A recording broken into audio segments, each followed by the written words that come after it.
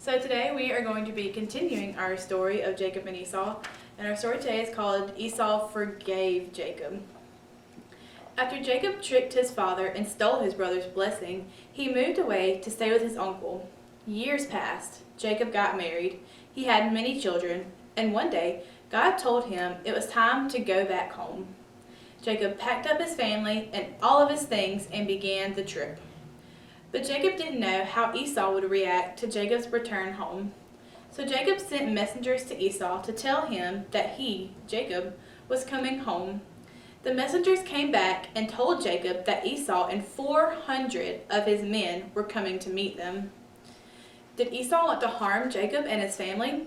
Jacob prayed to God and asked for help. Do you think Esau will forgive Jacob?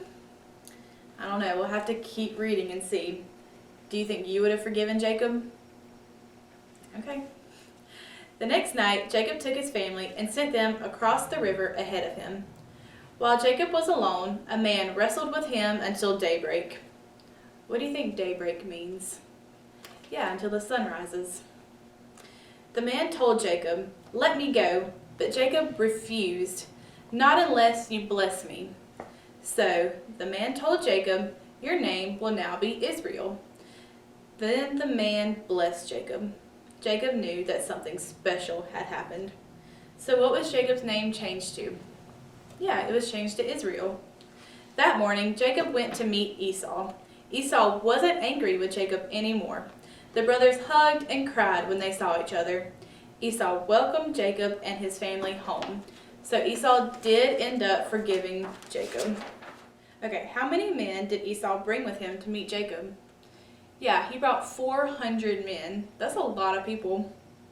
Jacob prayed to God to rescue him from his brother and brought up all the promises God made to him in line with the promises God had made to Abraham. So what did we say Jacob's name was changed to after he wrestled with that man? Yeah, it was changed to Israel.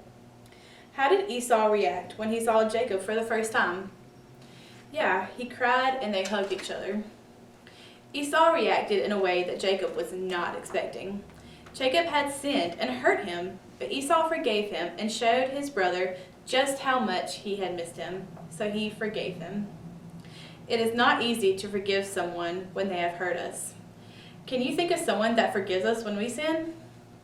Right, God has. God always forgives us. When we ask God to forgive us of our sin, He forgives us and leaves our sin in the past. Okay, so now we're going to be looking at our memory verse that says, "Trust in the Lord with all of your heart, and do not rely on your own understanding. In all your ways know Him, and He will make your paths straight." So what do you think the first verse meant that says, "Trust in the Lord with all of your heart, and do not rely on your own understanding"? What do you think that means?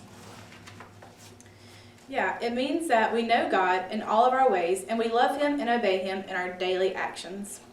What does it mean when it says God will make our paths straight? Yeah, it means God will help us to know and obey Him better. Okay, so that was our story and our memory verse, and now we're going to do our craft. So for our craft today, we are going to be making a forgiveness flower. It has the word forgive on it, like this. So the first thing you will need is a paper plate. Next you'll need a piece of construction paper, and it doesn't matter what color it is. It can be white and you can make it a color, or it can be whatever color you want. So what I did next was I cut out a flower petal of that construction paper, and now I'm going to glue it on to my paper plate. So you'll repeat this 6 more times so that you have petals all the way around your plate. So then at the end, it should look something like this, and then you're going to write the word forgive around it so that it looks a little something like this. Okay, so that was our story, and now this is our craft. So thank you so much for watching, and have a great Sunday.